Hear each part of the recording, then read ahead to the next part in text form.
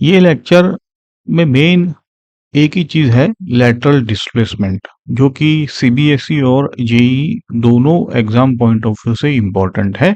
ये geometrical optics का lecture 5 ही है। यहाँ पे हम डिटेल में इस कॉन्सेप्ट को कवर करेंगे और एक एग्जाम्पल करेंगे। तो देखो कि इसमें है क्या। पहले तो आप ये ज्योमेट्री करो। ये ज्योमेट्री में ये जो स्लैब है उसका ये रिफ्रैक्टिव इंडेक्स है।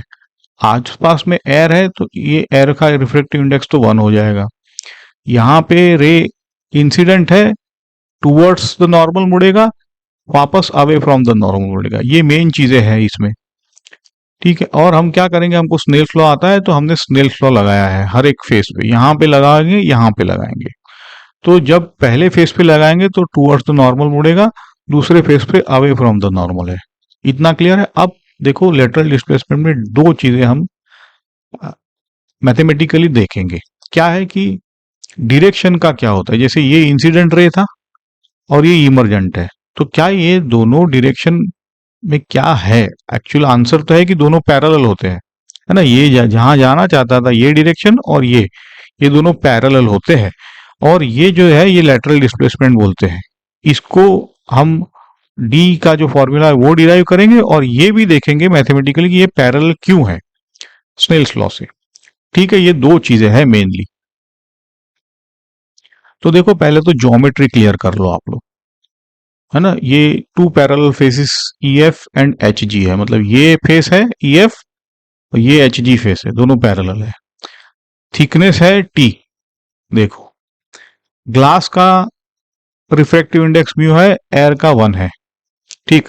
अब एओ जो आ रहा है वो ई एफ को हीट कर रहा है, तो ये एंगल आई हो जाएगा, ये एंगल आई। और ये जाना चाहता था यहाँ पे, तो ये एंगल पूरा कितना हो जाएगा, ये पूरा भी आई हो जाएगा। ठीक है, मुड़ गया आर पे, तो ये आपका ये मुड़ा हुआ एंगल है जो कि पाथ इनसाइड द स्लैब है, ये आपका आर है। ठीक है, तो ये अगर आर है तो ये भी तो आर होगा, अल्टरनेट एंगल। ओके, अब पीबी जो है वो मतलब ये यहां से वापस अवे फ्रॉम द नॉर्मल मुड़ा है, ये इमरजेंट है। क्लियर है, देखो ये इतना क्लियर है। अब क्या करेंगे हम कि इस पी से इस पे नॉर्मल ड्रॉप करेंगे तो क्यू मिलेगा हम।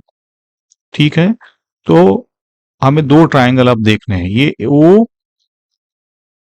क्यू पी और दूसरा है ओ एम पी।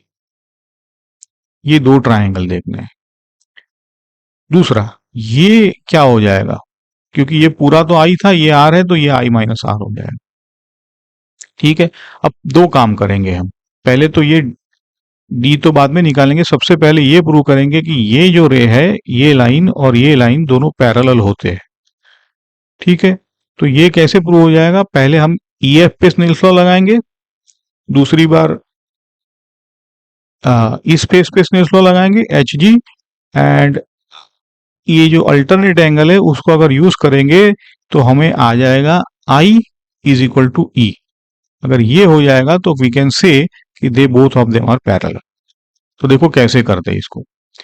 जैसे मैंने कहा कि ई एफ पे स्नेल्स लॉ लगाया, इक्वेशन 1 मिला क्योंकि म्यू तो 1 है। सिमिलरली एच जी पे स्नेल्स लॉ लगाया, इक्वेशन 2 मिला। मैंने कहा था कि ये दो एंगल तो सेम है, अगर इसका इस्तेमाल करेंगे और इक्वेशन 1 2 में हम रखेंगे तो it is very easy for you to see that कि these two angles are same. So we have proved that direction मतलब पैरेलल रहती है, कि emergent ray PV is parallel to AO, है ना। That's it. तो ये पैरेलल है लेकिन शिफ्ट हो रहा है। अब हम शिफ्ट निकालेंगे, तो शिफ्ट के लिए दो ही ट्रायंगल थे। वापस से देखो यहां पे ये ट्रायंगल है, ये एक ट्रायंगल है जिसमें डी क्या होगा, ये हाइपोटेनियस है ओपी, तो OP times sine I minus R. देखो ठीक। अब इस ट्रायंगल में ओपी क्या होगा, ये भी हाइपोटेनियस है, तो O M upon cos R होगा। देखो ये, और ओ एम तो टी है। अब अगर ओपी हमारी वैल्यू ये है, अगर इसमें सब्स्टिट्यूट कर देंगे तो ये जो अल्टीमेट फॉर्मूला है डी का ये मिल जाता है। इसको याद रखना है, D equal to T sine I minus R cos R. आसान डेरिवेशन है, बहुत ही आसान डेरिवेशन है। इसके फॉर्मूला डायरेक्टली प्रॉब्लम में भी आ सकते हैं और इसका अभी स्पेशल केस देखेंगे। ठीक है, इतना है।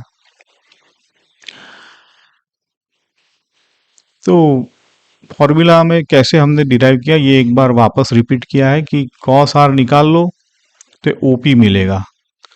फिर दूसरा जो ट्रायंगल था उसमें D equal to OP sine minus R था, आई माइनस आर था। ओपी हमें पता है, उसको रिप्लेस कर दिया था, तो फाइनल फॉर्मूला ये थी। ठीक है ना। तो ओपी जो है ना वो दो ट्रायंगल में कॉमन है, इतना याद रखो आप लोग। वो जो पाथ है उसके इर्द गिर्द दो ट्रायंगल बनाने हैं, ये आसानी से याद रहेगा। ठीक है, चलो अब देखो इसका स्पेशल केस देखते हैं। स्पेशल केस क्या है कि अगर साइन आई छोटा है तो हमें पता है कि हम आई लिख सकते हैं। सिमिलरली कॉस आर 1 हो जाएगा, छोटा आर होता है कॉस 1 हो जाएगा। अब स्नेल्स लॉ ये होता है sine I upon sine R equal to mu relative, लेकिन यहाँ पे म्यू रिलेटिव म्यू हो जाएगा क्योंकि है ना 1 है एयर के लिए। तो स्मॉल एंगल से we can write I by R equal to mu.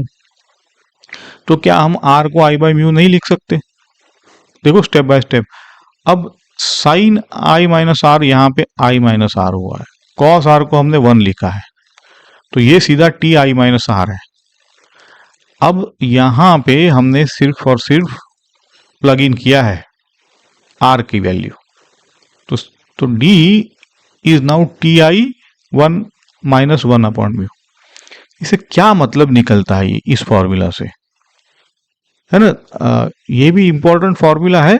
इससे मतलब यही निकलता है कि it only depends on T I and mu. देखो डायरेक्टली, तो ज्यादा एंगल ऑफ इंसिडेंस तो ज्यादा शिफ्ट, ज्यादा थिकनेस तो ज्यादा शिफ्ट। अगर म्यू रिलेटिव म्यू कम है तो zero zero thick zero lateral displacement, है ना। तो यह है कि म्यूरे जितना रिलेटिव म्यू ज्यादा, म्यू की वैल्यू उतना शिफ्ट भी ज्यादा, ऐसा है ये। ओके, तो यही है, एक बार वही चीजें रिपीट किया है कि क्या क्या चीजें, टी इंक्रीज है तो डी भी इंक्रीज है, आई इंक्रीज है तो डी भी इंक्रीज है। ये म्यू रिलेटिव है, ये अगर इंक्रीज है तो आर इंक्रीज है तो डी इंक्रीज हो रहा है अल्टीमेटली। अगर आई 0 तो डी 0। आई 90 है, ये इंपॉर्टेंट केस है, जब आई 90 है तो डी मैक्सिमम मिलेगा।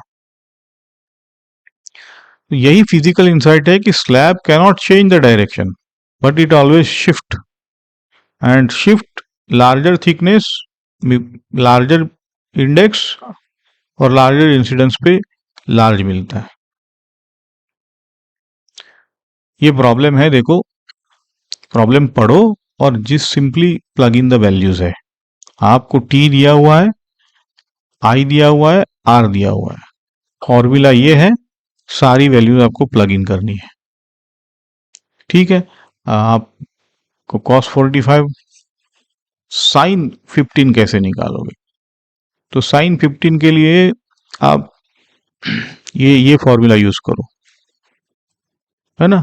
तो साइन ए माइनस बी जो होता है वो फॉर्मूला यूज करोगे तो आपको ये मिलेगा। बस इतना ही है इसमें।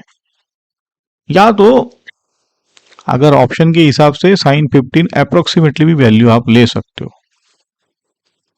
ओके, ठीक है। तो डी ये आया है हमारा अप्रोक्सीमेटली 3.66। ये डायग्राम दिया है, इसके लिए आपको एक्चुअली ड्रॉ करना था ये डायग्राम।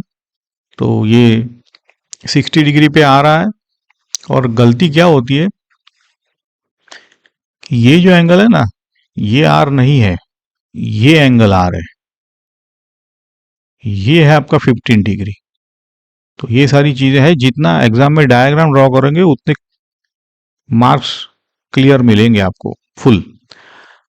मैं तो ये सजेस्ट करूंगा कि ये हमने स्लैब को हॉरिजॉन्टल रखा है, आप स्लैब को ऐसे वर्टिकल रख के भी यही डायग्राम ड्रॉ कर सकते हो, एक बार ड्रॉ कर लेना। और लेटरल शिफ्ट आप, तो आपका ये जो ट्रायंगल है दो, वो आपको यहीं पे दिखने चाहिए। और ये सारे स्टेप बाय स्टेप वापस रिपीट किया है, आंसर ये है। यहाँ पे इंपॉर्टेंट है कि आप लोग डायग्राम ड्रॉ करो, है ना, क्योंकि फॉर्मूला तो ओके, बट डायग्राम ड्रॉ करने से ही बेटर रहता है एग्जाम के लिए। ओके, तो what JEE ask is direct formula application. Maximum lateral displacement कब होगा, अपरंट डेप्थ जो हमने देखा पिछले लेक्चर में, और ये दोनों को मिक्स करके पूछते हैं। ये भी पूछ लेते हैं कि डी जीरो कब होगा, तो हमने देखा है कि ये जब इंसिडेंस एंगल जीरो होता है तब, है ना। ये सारे भले आसान लगते हो, लेकिन these are all important thing. JEE advance में shifting of image due to slab insertion, अब हम स्लैब इंसर्ट कर देंगे, ये भी हमने देखा है, स्लैब के इंसर्शन से जो एस निकलता है वो, ठीक। तो ये दोनों फॉर्मूला आपको फॉर्मूला बेस्ड मतलब जेई में इंपॉर्टेंट है। ओके, और डायग्राम जो है वो बोर्ड लेवल पे इंपॉर्टेंट है। मिस्टेक्स क्या क्या होते हैं देखो, कभी कभी आई प्लस आर लिख देते हो आई माइनस आर की जगह पे, ये अल्टरनेट एंगल सेम होते हैं, ये भी आप कभी कभी भूल जाते हो। डी मैक्सिमम आई 45 पे ले लेते हो, जबकि ये होता है आई 90 पे, 90 पे मैक्सिमम, जीरो पे मिनिमम, है ना। ये फिर आप ये फॉर्मूला डायरेक्टली यूज मत कर लेना, क्योंकि ये आई अगर 10 से छोटा है स्ट्रिक्टली स्पीकिंग तभी यूज कर सकते हो, मैक्सिमम 15 ले सकते हो, बट 10 ही लेना है, जरूरी है। I less than 10 is considered as thin approximation या तो स्मॉल एंगल अप्रोक्सीमेशन। तो यही है, जैसे मैंने कहा कि मेन तो ये फॉर्मूला है और आपका डायग्राम है, और ये आपका थीन एंगल अप्रोक्सीमेशन है, जहां पे दो है केसेस, है ना। और कैसे हमने किया है, स्नेल्स लॉ यूज किया है, पैरेलल नॉर्मल्स, दो ट्रायंगल यूज किया है, और स्मॉल एंगल अप्रोक्सीमेशन यूज किया है। अगले लेक्चर में हम मल्टीपल स्लैब के रिफ्रैक्शन करेंगे, तो अगला लेक्चर न्यूमेरिकल बेस्ड है। अगर आपको अच्छा लगा है तो लाइक करो, शेयर करो, सब्सक्राइब करो, और मेन इंपॉर्टेंट चीज़ें जो भी हमने लेक्चर में अभी तक प्रॉब्लम्स किए हैं उसको प्रैक्टिस करते रहिए आप लोग। Thank you.